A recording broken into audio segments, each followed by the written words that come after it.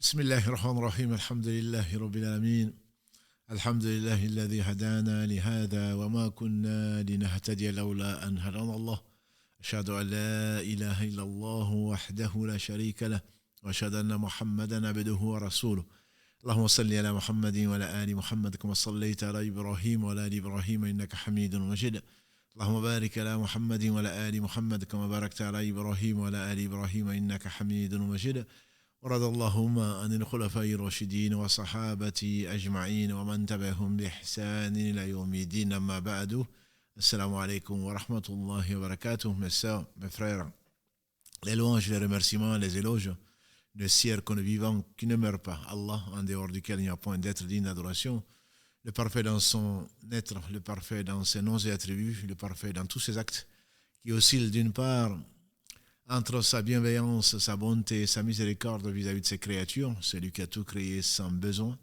et sa justice qui, elle, est basée sur son omniscience et sa sagesse. Nous le louons, nous revenons vers lui repentant. Nous demandons protection contre les conséquences de nos péchés et les tendances de l'âme. Et l'âme ordonne le mal, hormis celle à qui Allah fait miséricorde. J'atteste donc qu'il est le seul digne d'adoration. J'atteste la véracité, de l'exemplarité, de la prophétie de Muhammad ibn Abdillah.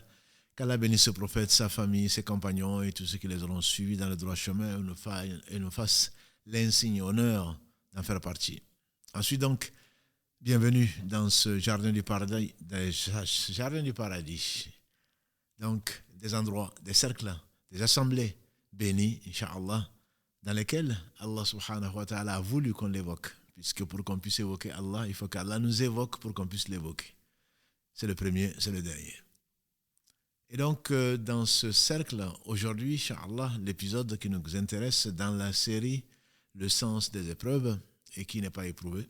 Allah, dans sa bienveillance, dans son omniscience, dans son omnipotence, a voulu éprouver les uns et les autres, notamment les hommes et les djinns, qui sont les deux êtres qui ont accepté donc la liberté, qui ont accepté de s'acquitter donc de devoirs qu'Allah va leur imposer après les en avoir informés. Et c'est le sens même de l'envoi donc de tous les prophètes et de la conservation de livres autant qu'Allah l'a voulu, dans le sens du Coran, bien entendu, pour jusqu'à ce qu'Allah hérite de la terre et ce qu'elle contient.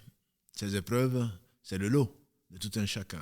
Nous appelons épreuves celles donc, que nous n'aimons pas. Et pourtant, il se peut que, comme Allah le dit, dans la sourate 2, verset 216, il se peut que vous n'aimez pas une chose alors qu'Allah y a mis un très grand bien. Donc ces épreuves sont pour notre bien. Nous avons vu par miséricorde, par amour, Allah purifie donc les gens qu'il a aimés au travers des épreuves, puisqu'il n'y a pas une maladie, il n'y a pas une fatigue, il n'y a pas une gêne, il n'y a pas un souci, même pas la piqûre d'une épine qu'éprouve le croyant sans que Allah ne lui pardonne ses péchés avant le jour du jugement dernier donc, et ne l'élève en degré. Nous avons vu la semaine dernière l'omnipotence d'Allah. On le savait bien sûr, mais il faut savoir que ceci procède bien entendu de l'omnipotence, c'est l'un de ses attributs et exclusifs. Il est le seul à faire ce qu'il veut, il n'a besoin de rien. Et quand tu veux qu'une chose soit, il suffit qu'il dise soit et la chose elle est.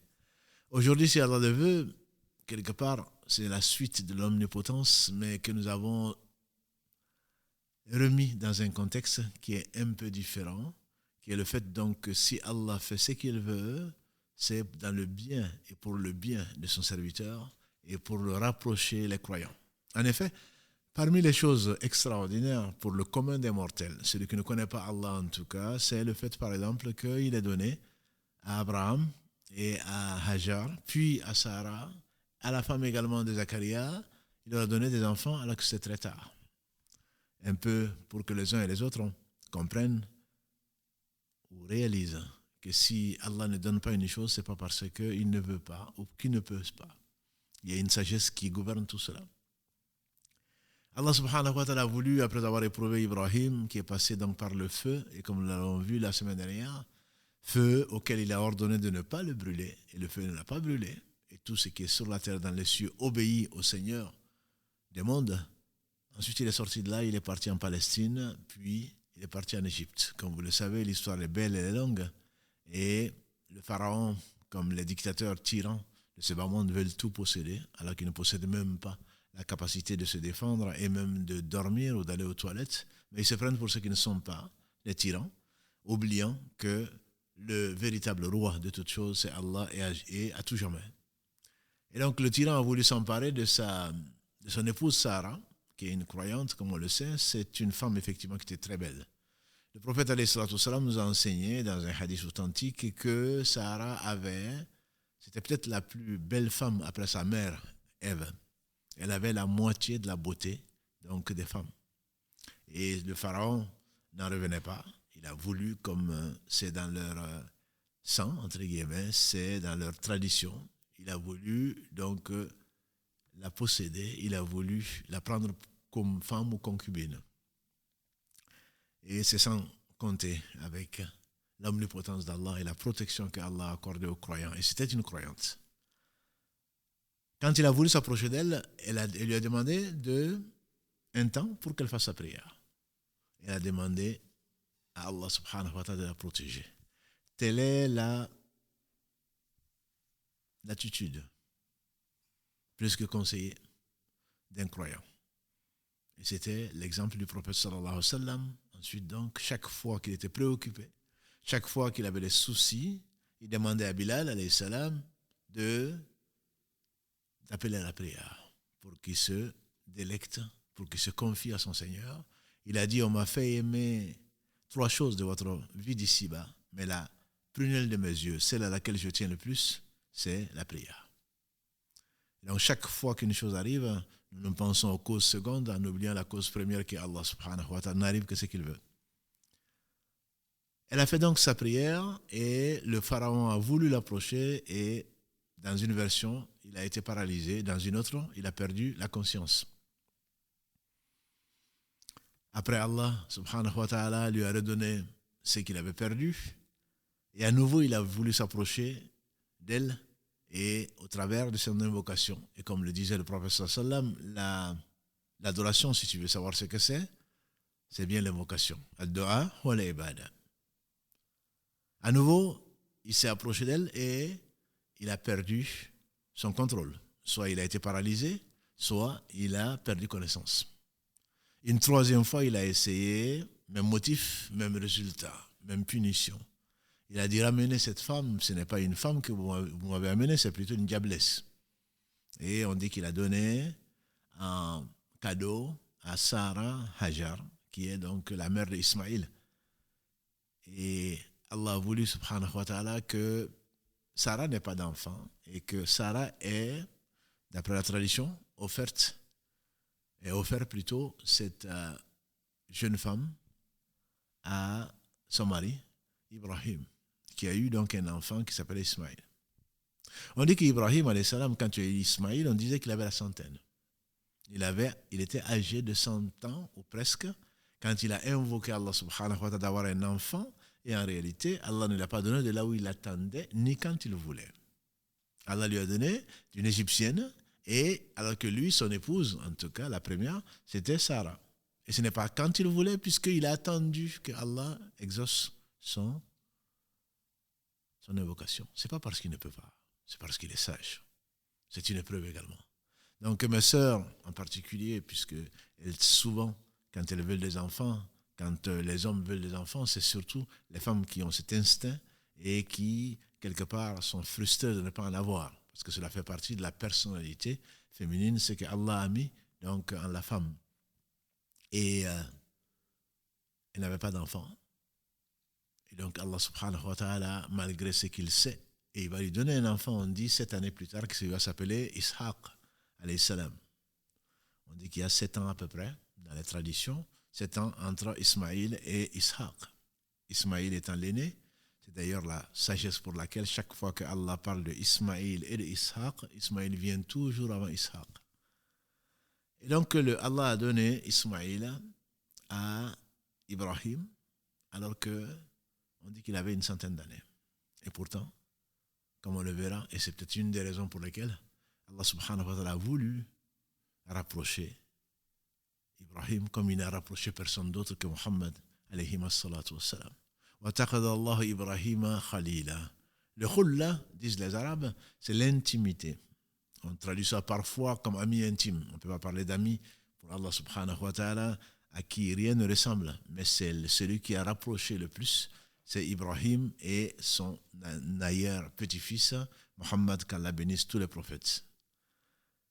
Et donc, c'est Ibrahim qui a demandé à Allah. C'était un prophète. C'est l'un des 5 plus grands hommes que la terre a portés. Il fait partie des Ulul Azm, min ar-Rusul, les prophètes de la détermination. Et combien? Jeune, on a vu, il appelait les gens malgré son peuple, malgré son père, ne craignant que Allah subhanahu wa ta'ala, n'aimant que Allah. Il a sacrifié donc son confort, cela lui a valu ce que l'on sait, donc d'être jeté dans le feu. Et malgré cela, il a demandé à Allah d'avoir un enfant. Allah ne lui a donné que quand il veut. Quand il a voulu, parce que cet enfant devait naître là où il veut, quand il veut, et pour servir à ce qu'il veut, subhanahu wa ta'ala.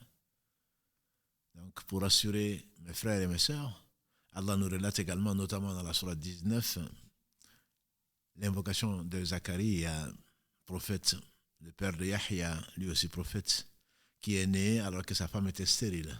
Sur l'invocation d'Allah subhanahu wa ta'ala, quand Allah a donné donc, à Marie un enfant. Et donc il a vu ce qu'il a vu comme omnipotence d'Allah subhanahu wa ta'ala, le rappel qu'il a vu que Marie, sans aucune relation conjugale, a eu un enfant, qui est Jésus, fils de Marie. Il a demandé à Allah donc, de lui donner un enfant alors sa femme était stérile. Il lui a donné également, Allah seul sait à quel âge. C'est pour ne pas désespérer. Certainement, il y a la ménopause. Mais ça, c'est une règle qu'Allah a fixée et donc à laquelle il peut déroger et il fait ce qu'il veut. Allah, quand il veut qu'une chose soit, nous avons dit, il dit soit et la chose elle est. Donc voilà que Abraham, le père des musulmans, demande à Allah subhanahu wa ta'ala. Et plus tard, il va également demander à Allah, mais ça on le verra Inch'Allah plus tard, notamment dans cette période de préparation au pèlerinage, il va demander ensuite à Allah ce qu'il va lui demander, et notamment en levant les assises de la maison, la Kaaba, la première mosquée sur la terre, d'envoyer à ce peuple un prophète issu d'eux qui va les réciter des versets, qui va les purifier et qui va leur enseigner la sagesse. Et on dit que des millénaires après, ce n'est pas des siècles, des millénaires après seulement, Allah a fait naître à la Mecque un homme, le meilleur des hommes, Mohammed, qu'Allah le bénisse, sa famille, ses compagnons, et tous ceux qui les auront suivis dans le droit chemin, des millénaires plus tard. Donc si Allah ne répond pas aux invocations, ce n'est pas parce qu'Allah n'aime pas. Ce n'est pas parce qu'Allah, subhanahu wa ta'ala, qui se passe de tout, ce n'est pas qu'il n'entend pas. Ce n'est pas parce qu'il ne peut pas. S'il ne le fait pas, c'est pour une sagesse que lui seul sait. Il te fait attendre, peut-être justement pour que tu désires plus. Et c'est pour cela peut-être que le prophète sallallahu nous a enseigné que l'invocation est toujours entendue et Allah va répondre comme il a promis. Nous avons dit, sa promesse est toujours vraie. Sa menace, il peut ne pas la mettre à exécution. Mais quand il promet, sa promesse est vraie. Allah a dit, Udi'uni astajib lakum. Invoquez-moi et je vous répondrai. Invoquez-moi donc et je vous répondrai. Et ceux qui s'enflent d'orgueil, dit Allah subhanahu wa ta'ala, qui ne veulent pas m'invoquer, je leur promets donc l'enfer. Donc l'homme et la femme sont toujours à invoquer Allah subhanahu wa ta'ala, peuvent être convaincus que Allah répondra à leur invocation, même si c'est après un certain temps. Le prophète alayhi salatu wassalam nous a enseigné qu'il n'y a pas au monde ou sur terre un musulman qui invoque Allah subhanahu wa ta'ala sans qu'Allah ne réponde à son invocation ou qu'il lit, même s'il a retardé, ou qu'il lui donne mieux que ce qu'il a demandé, ou alors qu'il le retarde au jour du jugement dernier. Une des 3 formes certainement. Et un homme qui était là dans l'assemblée qui dit alors, s'il en est ainsi, on m'a beaucoup demandé. Il a dit Allah mérite mieux. Donc le prophète alayhi salatu wassalam nous a enseigné de demander. Et il nous a enseigné que la demande de l'invocation est toujours acceptée, sauf quand on se dit j'ai invoqué Allah, il ne m'a pas répondu. Donc on doit le faire avec des conditions. Ce n'était pas tellement mon propos aujourd'hui, mais c'est juste pour une leçon parmi les leçons. Quand il a été dit, quand Allah aime quelqu'un, il retarde presque son invocation, parce qu'il aime que l'on l'invoque. Il est le digne d'invocation. Et quand on invoque, on doit invoquer qu'Allah subhanahu wa ta'ala et personne d'autre. Comme pour tester et purifier l'âme de la personne qui ne doit jamais désespérer. Connaître Allah, c'est ne jamais désespérer de sa miséricorde. Connaître Allah, c'est ne jamais douter de sa promesse. Connaître Allah, c'est aimer le rencontrer. C'est aimer Allah, tout simplement. Et il est clair que, comme le dit quelqu'un qui aime, forcément est patient. Allah aime que l'on l'invoque. Parce que l'invocation, c'est ce qui prouve, n'est-ce pas, ta foi. Et donc Allah subhanahu wa ta'ala, quand il a donné à Ibrahim alayhi salam Ismaïl, alors qu'il ne l'attendait pas, Ibn Qayyim, quand il fasse miséricorde, il dit, il y a eu dans Ibrahim cette joie, et cet enfant a pris une petite place d'amour dans son cœur.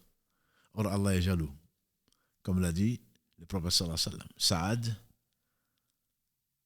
a choqué, entre guillemets, diraient les jeunes, ses compagnons, parce qu'il a dit que si jamais il trouvait quelqu'un avec son épouse, il allait lui ôter la vie. Et ils ont été étonnés, ils ont été voir le prophète sallallahu alayhi wa sallam en disant, mais tu n'as pas entendu ce qu'a dit Saad. Saad a dit que si jamais il surprenait quelqu'un avec son épouse en adultère, qu'il allait lui ôter la vie.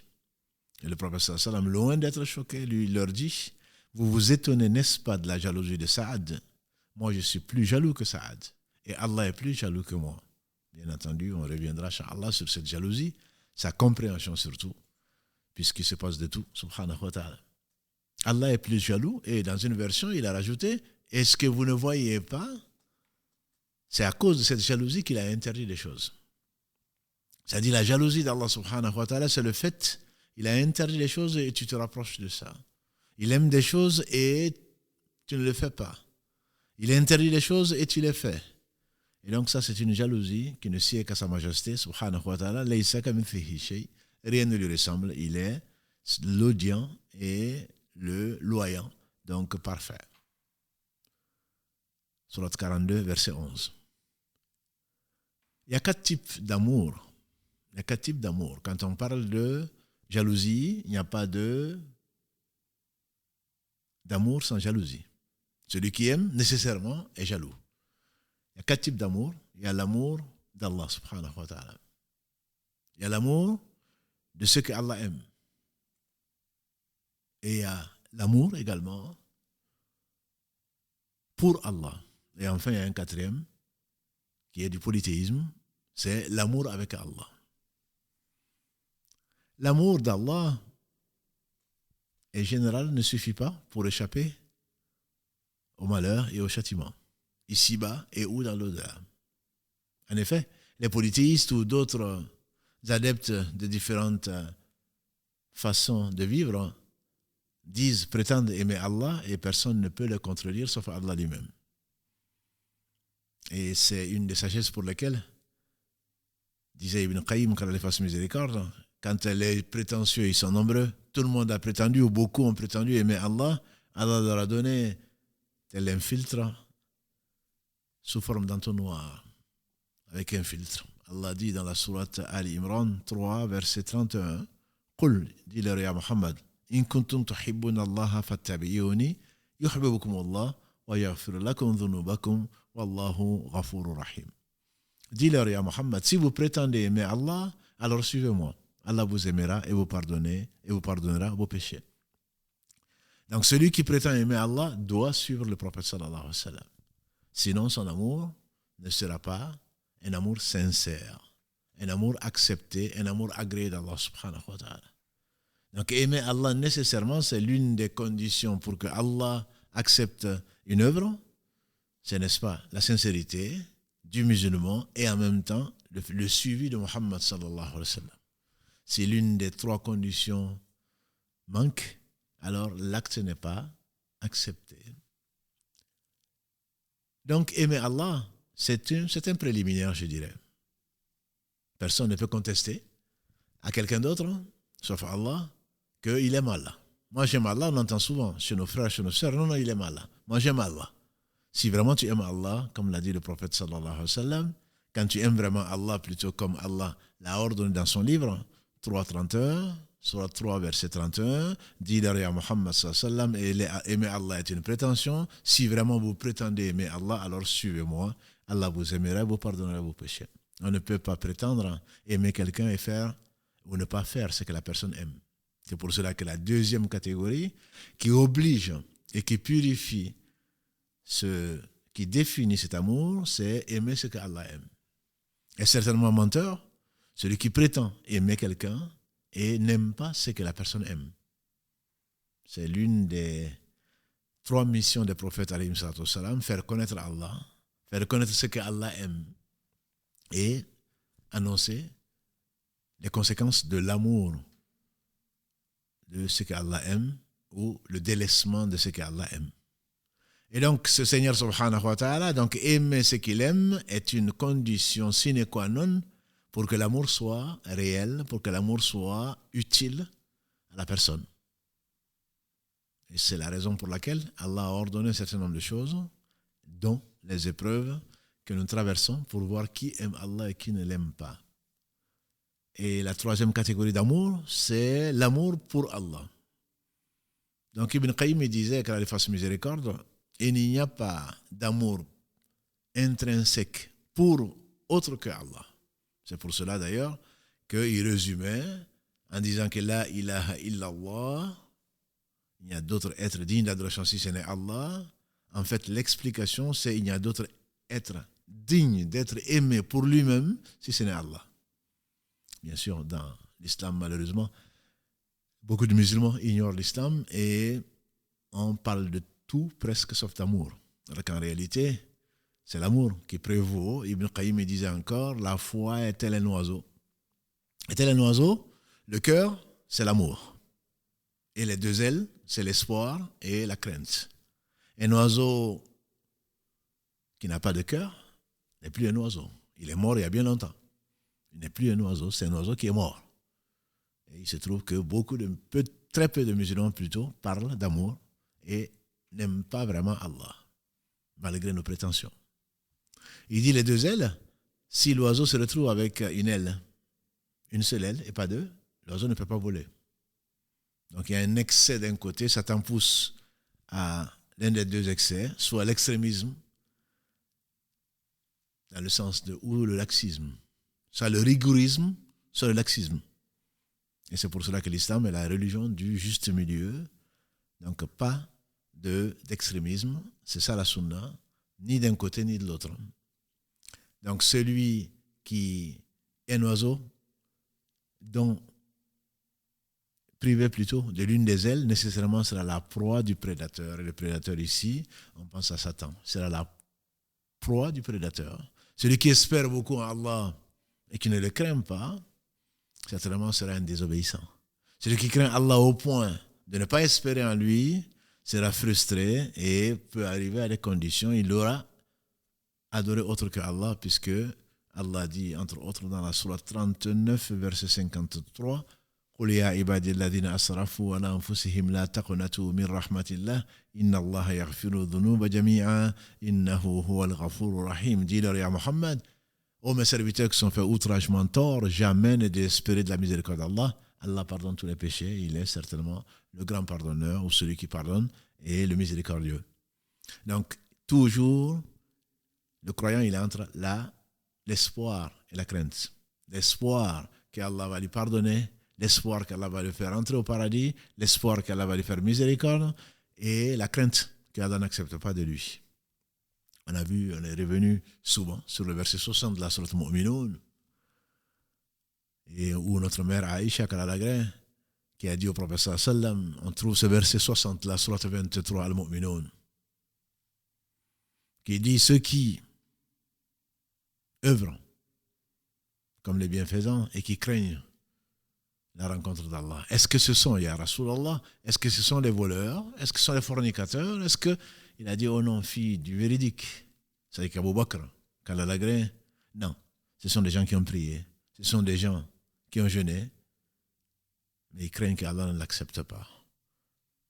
Ils craignent également certainement qu'Allah annule toutes leurs œuvres parce qu'ils lui auraient associé quoi que ce soit. Ils craignent de ne pas mourir musulmans. Ce sont des gens qui craignent, mais tout en espérant sur leur Seigneur qui est miséricordieux, qui les a guidés. Et c'est l'une des sagesses pour lesquelles il est important de répéter au moins 17 fois par jour ce besoin impérieux que disent le seul vrai besoin, en tout cas le plus grand besoin de l'homme, c'est à savoir la guider. C'est pour cela que l'homme ne doit pas rater l'occasion, la femme bien sûr également, de prier au moins 5 fois par jour, quand ça lui est possible. Il n'y a pas d'excuse.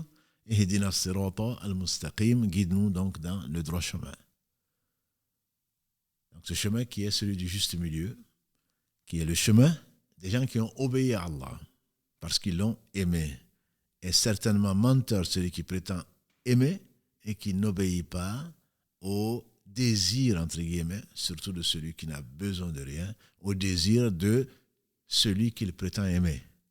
Je pense que dans la vie, personne n'accepterait, ne croirait, n'oserait accorder quelque crédit à quelqu'un qui prétend aimer, qui fait le contraire de ce que la personne qu'il prétend aimer aime.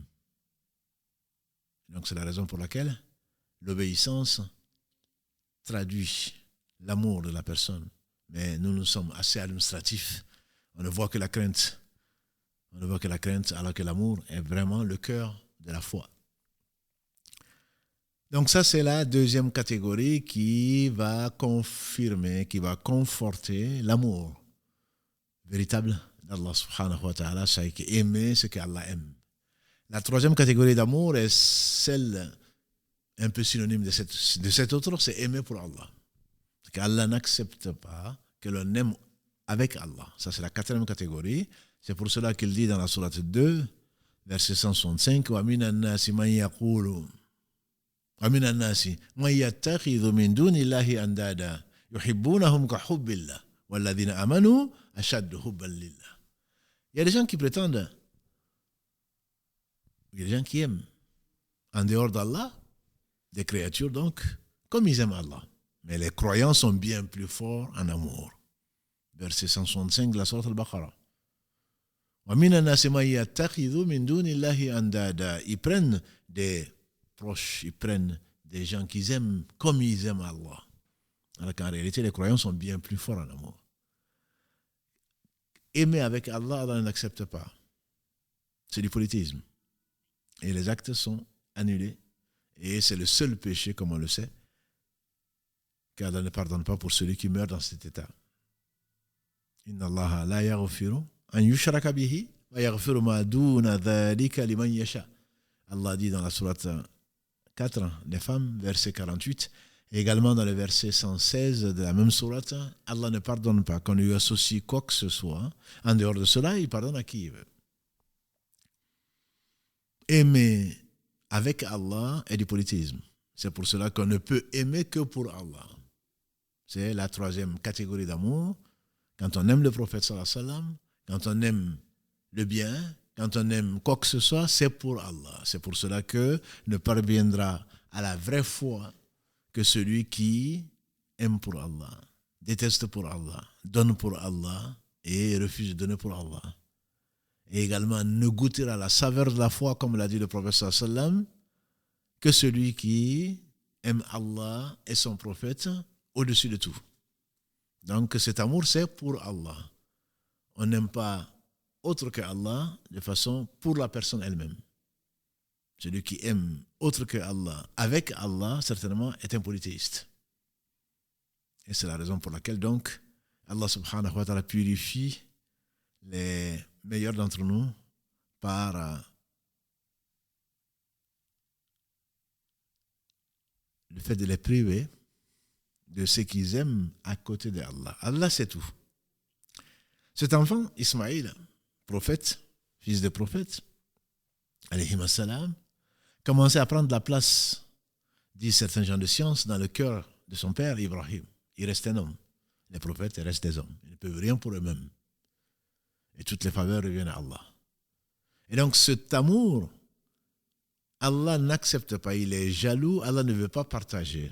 Il ne veut pas partager et il n'a besoin de rien, mais n'accepte pas. S'il aime son serviteur, il épargne son serviteur de servir deux causes, d'aimer avec Allah. Et on dit que c'est la raison pour laquelle il a demandé à il a demandé à Ibrahim alayhi salam, de sacrifier son fils. Il a demandé d'abord de l'éloigner.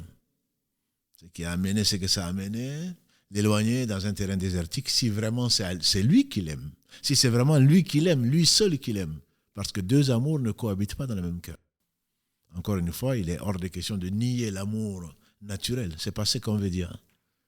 Mais ce qu'on veut dire par là, c'est que l'amour naturel reste dans un contexte. Et combien on a vu de gens qui sont opposés aux gens qu'ils aimaient le plus, parce que quand il y a une contradiction entre l'amour d'Allah et l'amour d'autre chose, c'est l'amour d'Allah qui prend le dessus nécessairement. Deux amours ne cohabitent pas. Mais ce n'est pas, bien entendu, contradictoire quand on aime et on aime pour Allah et par Allah.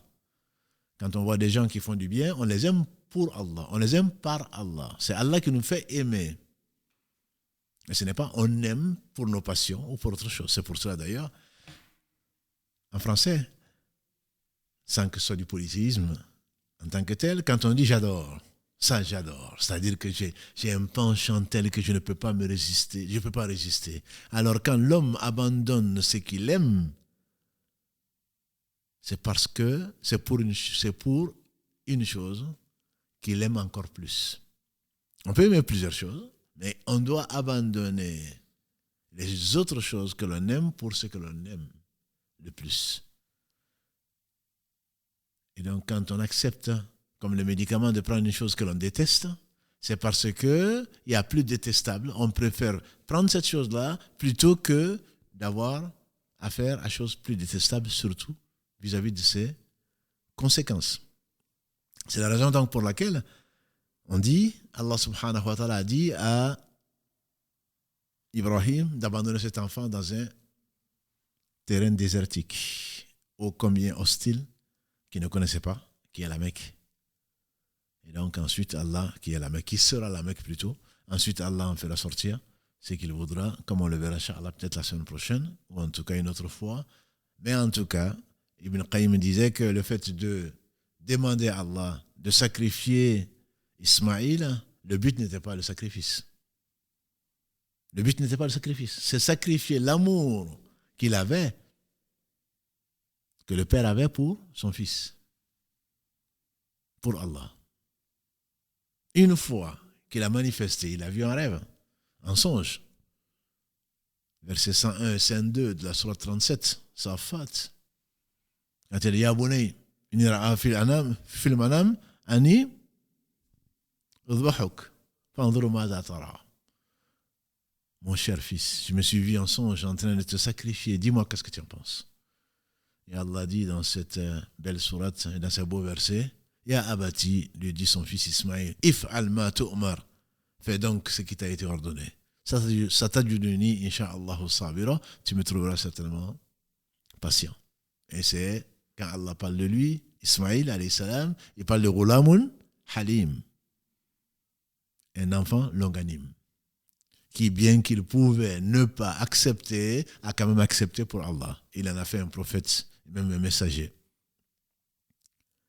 Et donc, une fois que Ibrahim a accepté de sacrifier, il n'y avait plus de but pour qu'il sacrifie, puisqu'il a démontré que Allah était celui qu'il aimait. On dit que c'est la raison pour laquelle Allah particulièrement rapproché de lui.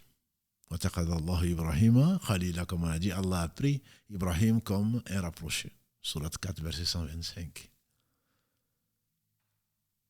Le fait que Allah éprouve les uns et les autres, c'est pour les enlever, leur enlever, ne serait-ce que pour l'invocation, pour chacun d'entre nous. Est-ce qu'on va s'adresser parce qu'on n'a pas d'enfant? Je vous parle de ça parce que je reçois, et les personnes peut-être peuvent penser à elles-mêmes. J'ai tel âge, je n'ai pas d'enfant. Est-ce qu'il n'y aurait pas des secrets, entre guillemets, des invocations par lesquelles Allah va me donner des enfants? Ça devient automatique, c'est comme une pharmacie.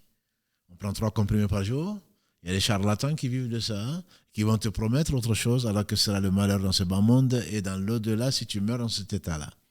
Allah t'éprouve. Tu n'avais pas d'enfant? Est-ce que tu vas aller sacrifier un chien bleu ou une vache rouge ou je ne sais quoi d'autre à des esprits, à des djinns, des sorciers qui vont te demander ces sacrifices-là à telle heure du matin, à tel lieu, etc. Et là, tu auras un enfant. Et Allah peut t'éprouver, tu peux en avoir, mais tu auras perdu la foi. Tu auras perdu la foi, tu auras perdu ce bas monde et dans l'au-delà. Et donc Allah va t'éprouver, mais si tu patientes, ce sera seulement pour toi. D'autant plus qu'on a vu la semaine dernière que cet enfant que tu recherches tant peut être la cause de ton malheur. Comme on a vu la semaine dernière et que l'on retrouve dans la sourate 18, quant à l'enfant, c'est l'enfant de Dieu croyant. Mais de ce que Allah sait, puisqu'il sait tout, s'il avait grandi, il aurait été la cause de leur perte dans ce bas monde. Et Allah voulait, nous voulions plutôt, disait Al-Khidr, qu'Allah leur donne un enfant meilleur qui les accompagne donc dans leur voie vers Allah subhanahu wa ta'ala. Si Allah ne te donne pas, ce n'est pas parce qu'il ne veut pas, c'est parce qu'il t'aime. Parce qu'il sait ce qui n'est pas. S'il savait ce que ce serait, il t'évite un malheur que toi tu ne connais pas. Et tes passions t'amènent à désirer ce qu'Allah n'aime pas.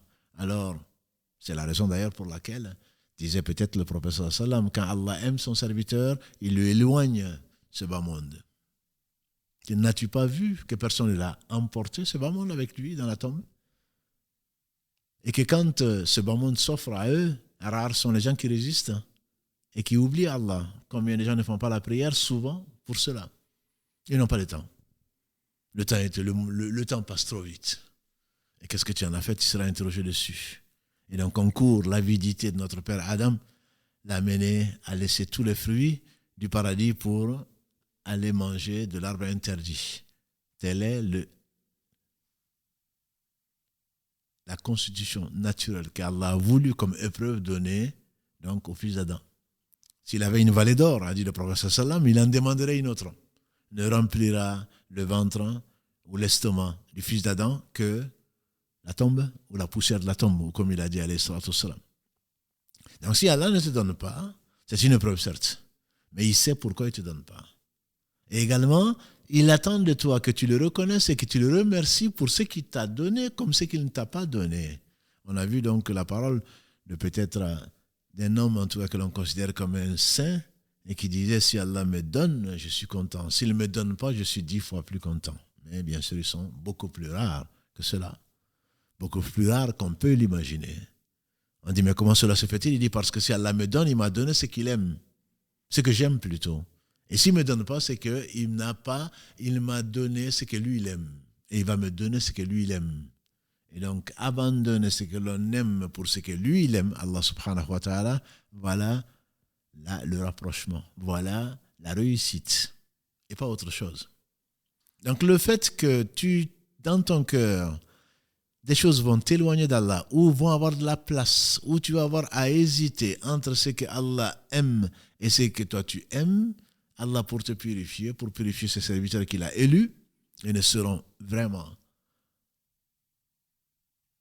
préservés de Satan et de ce qu'il espère que ce que Allah subhanahu wa ta'ala a élu, comme il dit, illa ibadiya al-mukhlasin, sauf mes serviteurs que j'ai élus.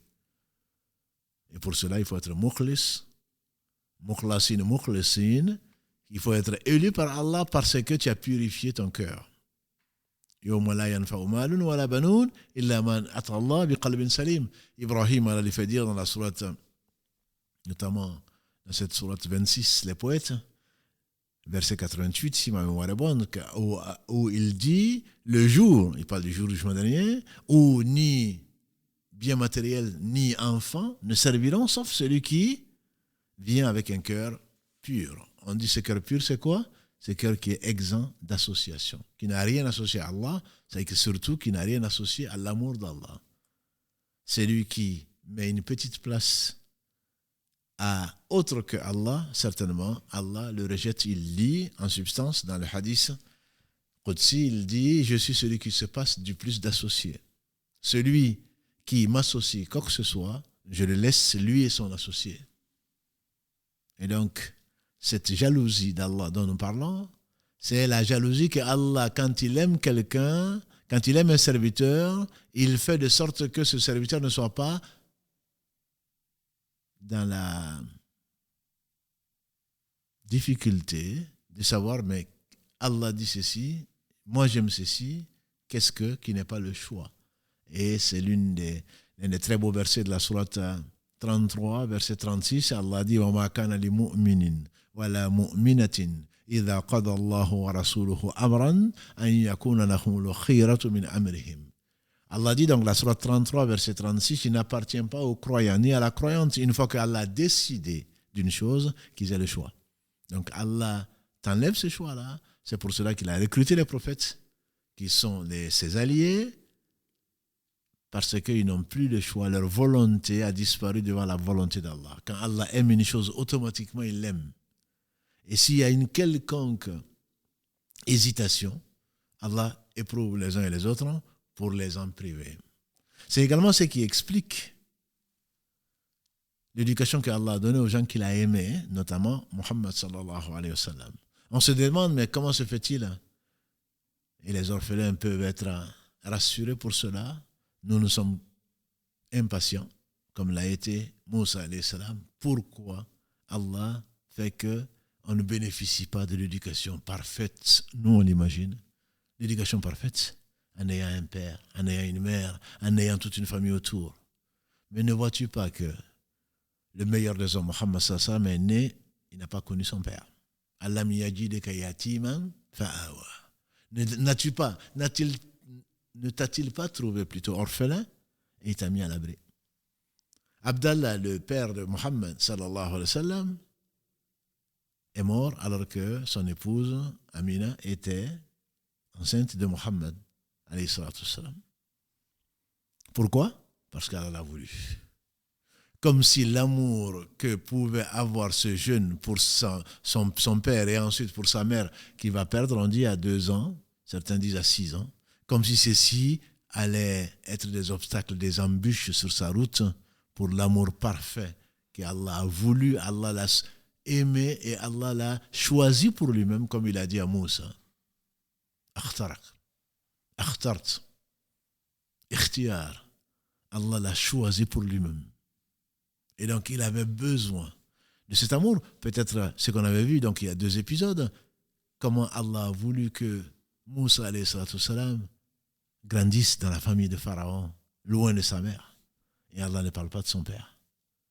Est-ce que les orphelins ne sont pas plus aimés d'Allah que d'autres? Cet amour que tu peux avoir avec Allah, est-ce que ce n'est pas la meilleure des façons pour que Allah subhanahu wa ta'ala, dont il te prive ici pour que ton attention, ton affection, tout ce que tu ressens, que tu saches qu'il n'y a de puissance et de force et de mouvement que par Allah, est-ce que c'est pour cela? C'est une question. Le meilleur des hommes n'a pas connu son père. Il a perdu sa mère, on dit, à 2 ans ou à 6 ans. Et voilà que son grand-père était amoureux de lui parce que c'était son petit-fils il a perdu lui-même son fils parmi les 10 fils, Abdallah, et donc il a reporté tout son amour, entre guillemets, sur son petit-fils. Et on connaît les grands-pères qui sont gâteux. Ils essayent d'exprimer tout ce qu'ils n'ont pas fait à leurs enfants. Toute la retenue pudique ou pas qu'ils ont eu vis-à-vis de leurs propres enfants, comme ça arrive malheureusement. On se retient, on dit jamais ou rarement à un enfant qu'on l'aime, parlons pas de nos épouses. Or, l'enfant a besoin de ça, d'entendre et d'être rassuré. Mais bref, dans nos coutumes, dans nos sociétés, dire je t'aime, c'est quelque chose qui est si mal vu et nous sommes éduqués dans ce sens-là. C'est presque une honte. C'est presque ne pas être un homme que de dire à son épouse je t'aime. Et donc, on est souvent surpris. Celui qui le dit, bien sûr, il manque de virilité, on pense, alors qu'en réalité, on a besoin de ça. On a besoin de ça, qu'Allah nous réforme et nous pardonne. et que nos épouses également nous pardonnent, c'est peut-être pour cela qu'Allah a voulu particulièrement recommander les orphelins. En tout cas, il a choisi parmi les orphelins le meilleur d'entre nous et le meilleur d'entre eux, qui est Muhammad sallallahu alayhi wa sallam. On peut continuer.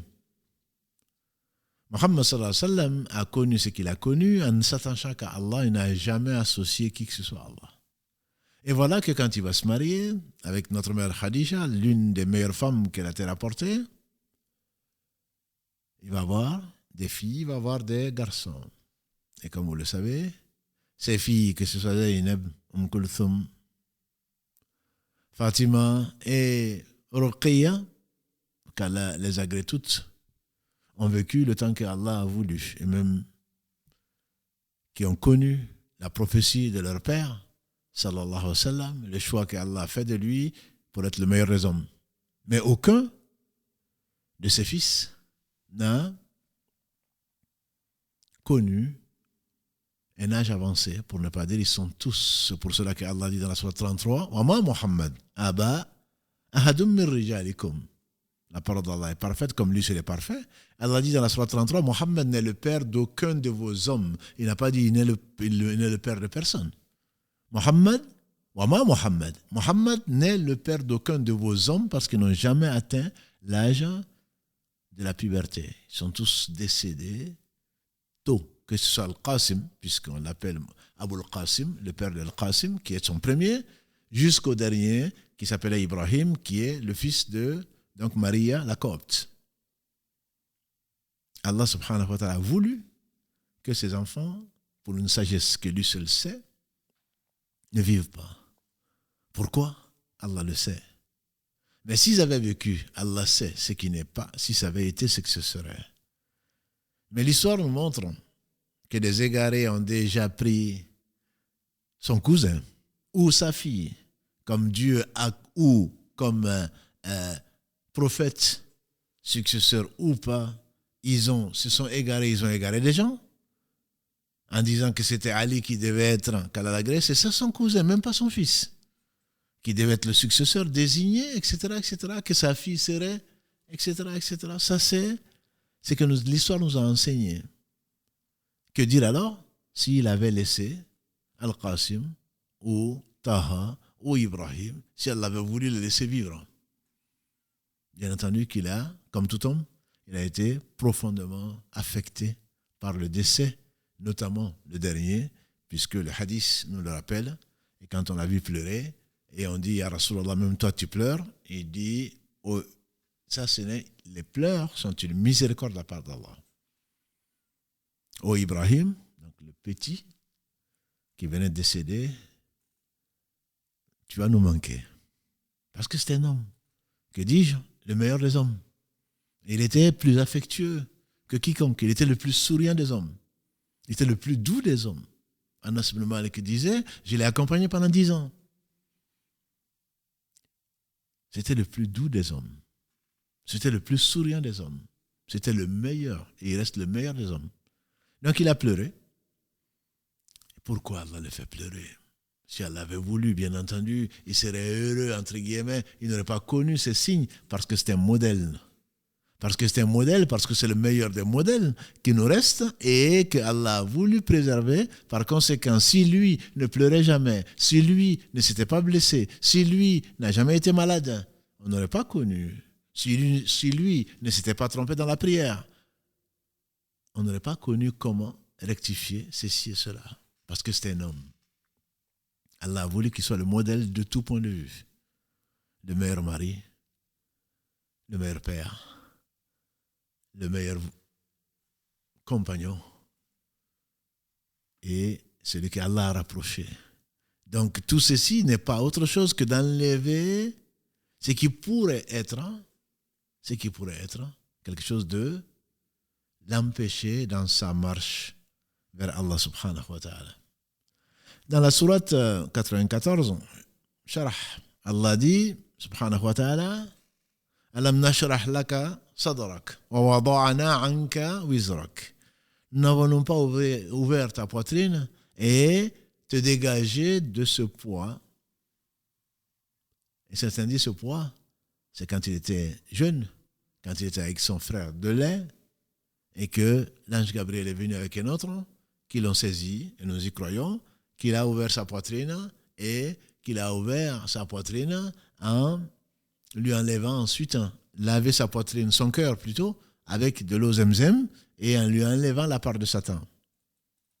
Tout ceci, sa préparation pour que Satan ne puisse pas passer par cette part du cœur qui incite à la désobéissance d'Allah subhanahu wa ta'ala, qui incite au doute, qui incite à ce que Allah subhanahu wa ta'ala, dont il l'a privé. Il a dit chacun d'entre vous a son Satan. On dit même toi, il dit même moi, sinon que Allah m'en a préservé ou que Allah l'a soumis, il ne m'ordonne que du bien, comme ceci a été rapporté par l'imam musulman. Qu'Allah leur fasse miséricorde à tous ces gens, ces hommes de la communauté par qui Allah nous a préservés. Donc, les paroles du prophète sallam ainsi que le livre. Donc, le fait que Allah, quand Allah aime l'intimité, le fait de se rapprocher d'Allah passe nécessairement par le fait d'être éprouvé plus que quiconque. Une des explications du hadith du prophète sallam, les plus éprouvés ont été les prophètes. Éprouvés dans le sens de éprouvés parce que l'on n'aime pas. Sinon, nous sommes tous éprouvés. Nous sommes tous éprouvés. Mais ce que l'on n'aime pas, ce qui distingue le vrai croyant du menteur, les plus éprouvés ont été les prophètes, ensuite les gens qui sont de plus en plus proches d'eux. Donc cet amour et cette jalousie, la jalousie, on disait donc d'Allah, c'est le fait de ne pas laisser son serviteur écartelé entre deux amours. La ilaha illallah, il y a d'autres êtres dignes d'adoration pour lui-même, si ce n'est Allah. Tout autre que Allah doit être aimé pour Allah. C'est pour cela que quand on aime pour Allah, quelle que soit la situation, quand l'amour d'Allah a rempli le cœur, parce qu'il ne laisse pas de place, autre chose viendrait chasser l'amour d'Allah, alors à ce moment-là, ça devient de l'unicité d'Allah, ça devient le vrai tawhid. Allah passe avant toute chose. On ne doit aimer une chose, on doit aimer un être pour lui-même que Allah subhanahu wa ta'ala. Tout autre que lui doit être aimé pour lui. Et donc, on comprend que le deuxième type d'amour qui vient confirmer et qui est indispensable pour aimer Allah, pour parler d'amour d'Allah, c'est l'amour de ce qu'Allah aime. Et c'est la raison également pour laquelle le prophète nous disait « Aucun d'entre vous ne sera véritablement croyant s'il ne m'aime pas. » Donc pour Allah, en tant que messager, plus que son père, plus que sa mère, ses enfants, plus que lui-même. Parce qu'il n'y a pas de place pour deux amours. Si on aime le prophète alayhi salatu wassalam, puisque Allah l'aime, et qu'on aime soi-même en même temps, ce n'est pas quelque chose de possible. Cela ne peut être possible parce qu'Allah a décrété que deux amours ne vont pas cohabiter dans le même cœur. Allah dit subhanahu wa ta'ala dans les premiers versets de la sourate 33, وَمَا جَعَلَ اللَّهُ لِرَجُلٍ قَلْبًا فِي جَوْفِهِ. Allah n'a pas mis deux cœurs chez un homme. Il n'y en a qu'un seul. Et donc, ce cœur doit être purifié et Allah t'éduque au travers de la perte de ce que tu aimes et au travers d'épreuves que tu n'aimes pas. Tout ça pour que, comme l'a dit le prophète sallam, quand Allah aime son serviteur, il l'éprouve au point qu'il le rencontre sans aucun péché. Et les plus éprouvés, bien entendu, ce sont les prophètes alayhim salam. Donc tout ceci pour revenir à notre sujet, l'éducation qu'Allah donne aux uns aux autres, c'est lui qui sait pourquoi, mais ce n'est que par pur amour. Pour qu'il n'y ait pas de place de l'amour, pour qu'il n'y ait pas de place d'amour pour autre que lui, subhanahu wa ta'ala, et que tout ce que tu aimes, que tu le fasses pour lui. S'il ne t'a pas donné un mari encore, s'il ne t'a pas donné encore une épouse, s'il ne t'a pas encore donné un enfant, si encore, il est capable. S'il a retardé ce que tu as demandé, c'est parce qu'il n'a pas entendu. Il est celui qui entend parfaitement. Il est celui qui est capable de toutes choses, dont on a parlé un peu la semaine dernière. S'il ne t'a pas donné ce que tu espères, c'est par pur amour et par pure miséricorde qu'il ne te l'a pas donné. Ce n'est pas par manque de puissance. La semaine dernière, on a parlé de son omnipotence. Il a donné ce qu'il a donné quand il a voulu, à qui il a donné. Et il a donné tout à tout le monde, et il lui reste encore Bien plus que ça. Ô mes serviteurs, du premier au dernier, hommes et djinns réunis, si vous réunissez sur un coin de la terre, tous, et que chacun d'entre vous me demande ce qu'il veut, et que je donne à chacun ce qu'il veut, cela n'amoindrait rien à ce que je possède. Pas plus qu'une aiguille trempée dans l'eau de la mer va emporter quand tu vas la retirer.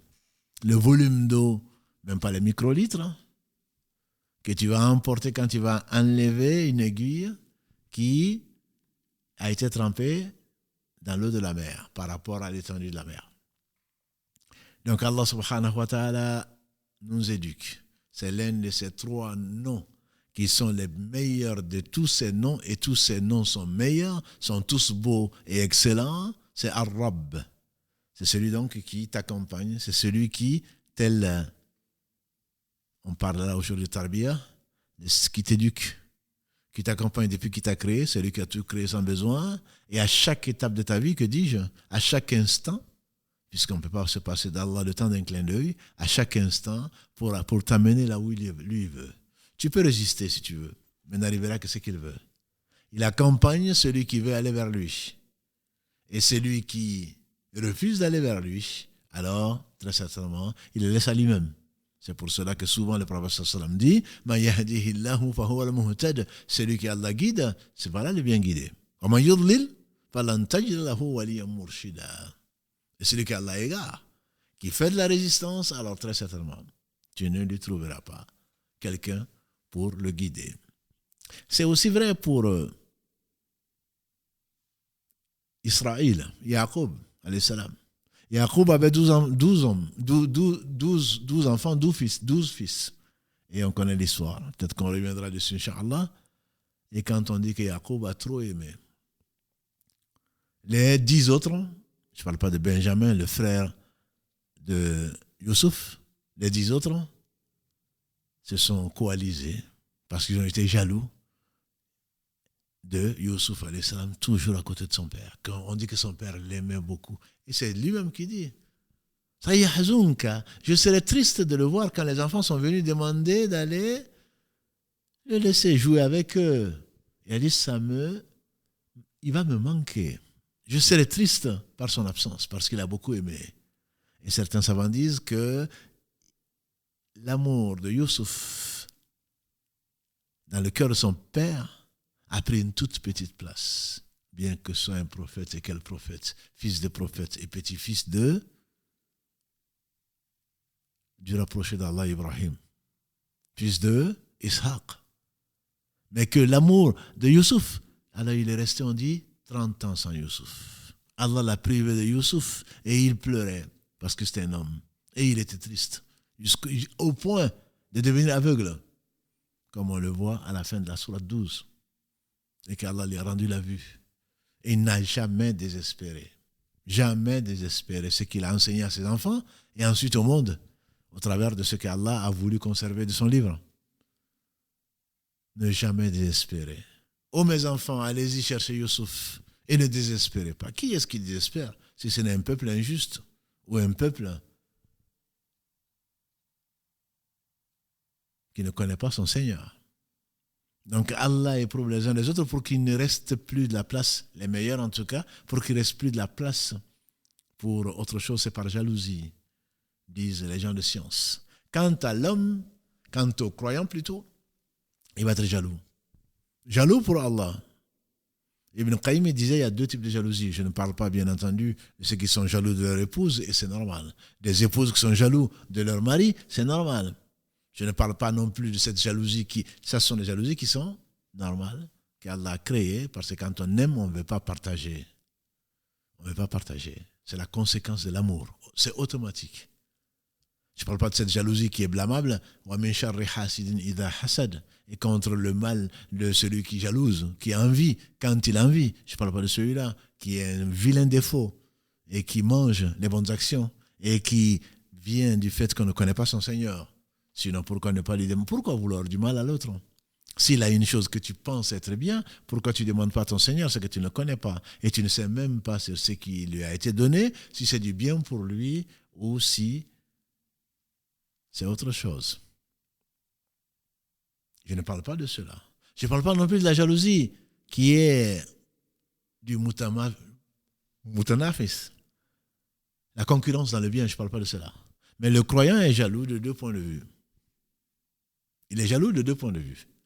Et il doit être jaloux de deux points de vue.